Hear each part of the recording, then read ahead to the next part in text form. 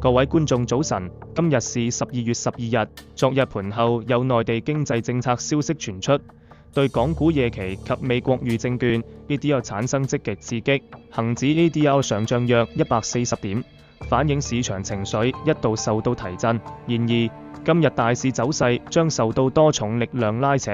積極因素，昨日內地公的經濟計劃是主要的正面消息來源，為市場提供了短期動力。強勁阻力，上方25,800點附近是多重移動平均線匯聚的關鍵技術阻力區。市場分析普遍認為此位置壓力顯著，要成功突破並非易事。技術警號，一個需要警惕的信號是20天移動平均線有機會跌穿100天線。若形成此技術形態，將進一步確認中短線的弱勢格局，對後市構成不利影響。綜合判斷，由於利好刺激有限，但技術阻力及潛在弱勢信號強勁，預計今日大市將呈現先高後低的走勢。操作策略建議，區間操作，預計今日主要波幅在25,500點至25,800點之間，交易上可以此區間為框架，審慎應對，高開後不宜追漲。